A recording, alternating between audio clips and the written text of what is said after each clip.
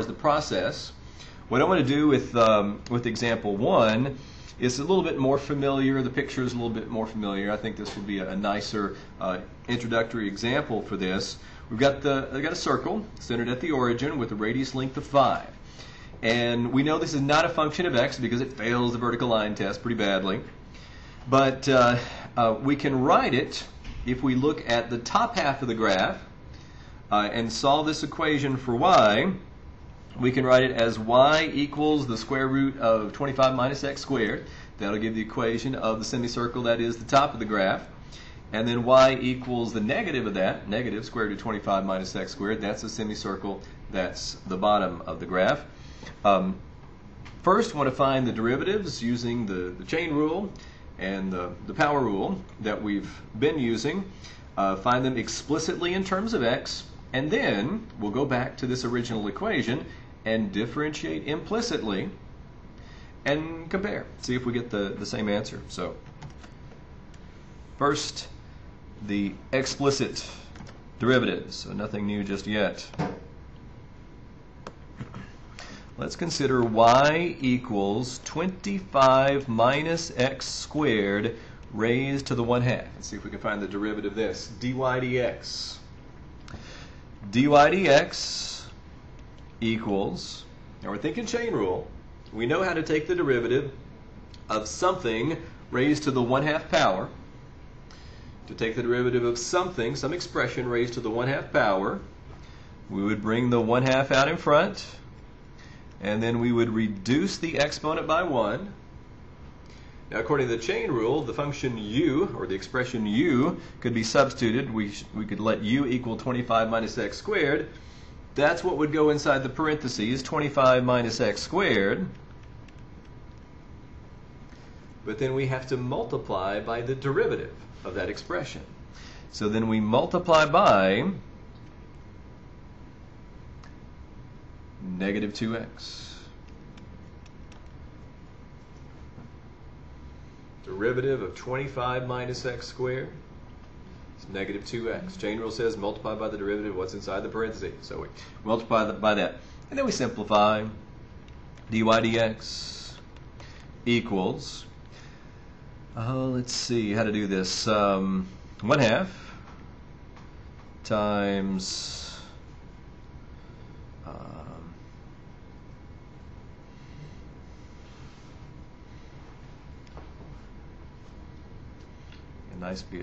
must be a neat, clean way to do this. But I don't think writing the 1/2 there really helps. I want to write a fraction, and I want to write 25 minus x squared to the 1/2 power in the denominator. I suppose I could put a 2 down there in the denominator and a negative 2x there in the numerator. That might be easy to see. The 1/2 gives us the 2 in the denominator. And then we can divide this 2 by 2 and get 1. Divide this negative 2 by 2 and get negative 1. So what we'll get is dy dx equals negative x over the square root of 25 minus x squared.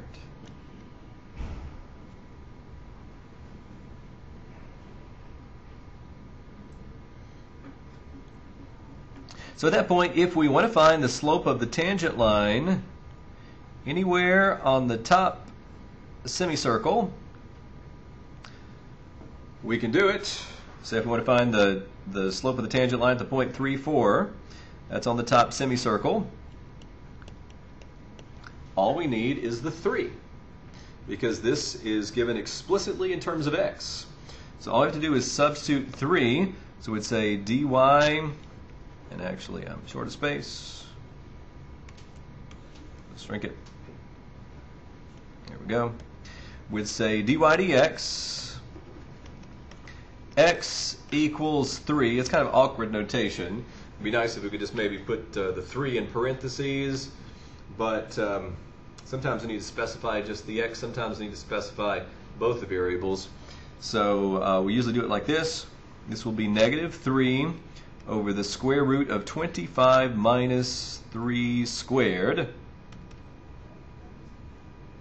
So that's negative 3 over the square root of 16. Yes. And that's negative 3/4. So would this line, this tangent line, pass for one that has a slope of negative 3/4? You think maybe? Certainly negative. 3 down, 4 to the right, 3 down, 4 to the right. Slope of negative 3/4. Let's try it with the bottom half. If we want the bottom half, there we go. We would need to use y equals negative 25 minus x squared to the 1/2, bottom semicircle. So dy dx equals negative 1/2 times 25 minus x squared to the negative 1/2 times the derivative of what's inside the parentheses. And incidentally, here's where you want to use the constant multiple rule, right? We know the derivative of the square root of 25 minus x squared. The derivative of negative 1 times that, shouldn't that be negative 1 times the derivative we just got through finding? Mm-hmm. Yeah, we'll double check at the end and make sure that it is. But this will be dy dx equals negative 2x up there, 25 minus x squared to the positive 1/2 down there. And let me just call it positive 2x because it's a negative times a negative. I don't think I want to put a negative 2 down in the denominator. That would just feel weird. So let me just make that plus 2 there. So dy dx equals 2x over the square root of 25 minus x squared. Yeah, the 2 goes away. So what should I have done? Put a positive 2 down there? Yeah. Yes, that would have worked out better. Okay, so yes, x. This is negative 1 times the derivative we just found. X over the square root of 25 minus x squared. So if I wanted to find the slope of the tangent line at the point 4, negative 3, that's on the bottom semicircle. 4, negative 3 right there. So what I would need to do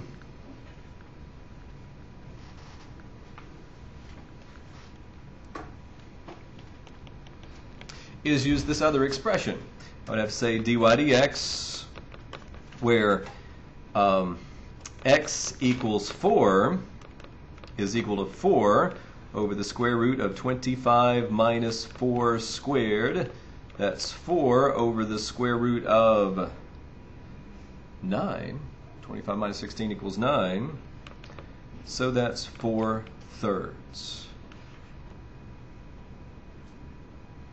So the slope of the blue line, m sub tan there, was negative 3/4. M sub tan for the red line, 4/3.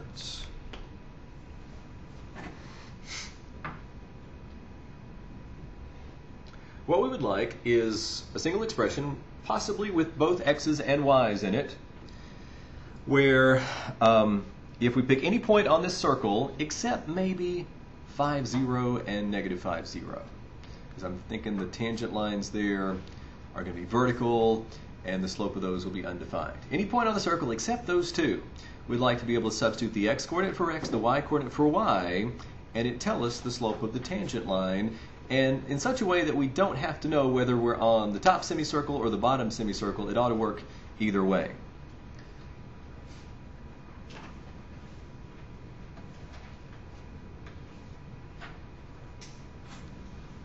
So, I've done everything except this part.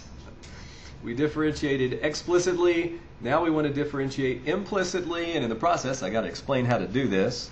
So here goes.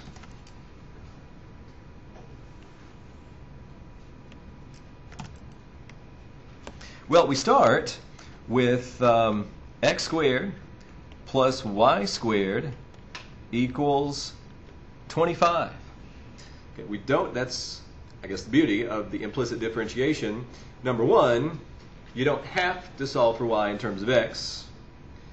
And maybe number one is really the only point that I need to make there, because sometimes it's not possible to solve for y in terms of x. It was kind of in this case, if we allow the plus or minus.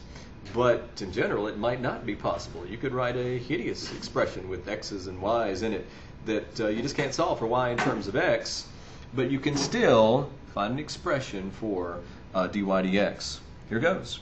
Want to differentiate both sides with respect to x. d dx of x squared plus y squared equals d dx of 25. Now the d dx of 25 is no trouble. That's a constant. Derivative of a constant is 0. And on the left, really have to think about the sum and difference rules. They seem pretty straightforward when we used them to differentiate polynomials, but here it's the derivative of x squared plus y squared. We really need to think the sum rule says this is the derivative of x squared plus the derivative of y squared. I think it's good to separate those, because one is an explicit expression in terms of x, and the other has a y in it. We have to think, well, what's going on with that y? d dx of x squared is exactly what we would think it is. It's 2x. d dx of y squared, well, it starts with a 2y, but what happens here, because the variable in the expression and the variable with respect to which we're differentiating are different. Y is a function of x. We really have to think chain rule here. See, y could be written like this, or it could be written like this, and it's almost like it's one of those expressions squared. So we got to think in terms of the chain rule. So it's going to be, how do you take the derivative of something squared? We'll take the derivative of something squared. It's 2 times that something.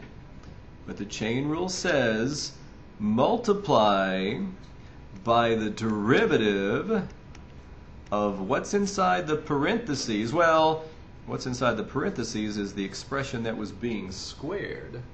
So we have to multiply by the derivative of y. And we might not know y in terms of x, but we know we got to multiply by the derivative of y. So it looks like that.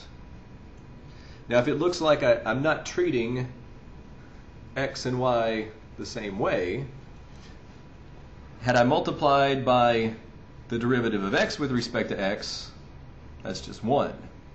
So I didn't take the time to do it. But here it's absolutely necessary. Multiply by the derivative of y with respect to x. Well, we have notation for that. The derivative of y with respect to x is dy dx.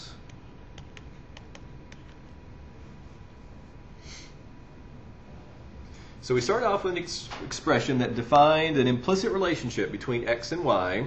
Now we have an implicit relationship among 3 quantities: x, y, and dy dx. Now the result of this will typically give us an expression that's linear in the expression dy dx. So we can solve this explicitly for dy dx in terms of the other variables. So I want to take this, isolate the term that has the dy dx in it. I want to say 2y dy dx equals negative 2x. And then do what? Divide both sides by 2y. That'll give us dy dx all by itself on the left. So dy dx equals, so the 2's divide out, and we have negative x over y. And except in cases where y equals 0, the point 50 and negative 50, where there's a vertical tangent line, this expression is going to work all the way around the circle. Negative x over y is going to give us the slope of the tangent line. So if we try that at the point 3, 4, negative x over y, that's negative 3/4. If we try it at the point 4, negative 3, Negative x over y would be negative 4 over negative 3, and that's positive 4/3. So we don't need two separate expressions to come up with the slope of the tangent line. Negative x over y works for every point on that circle.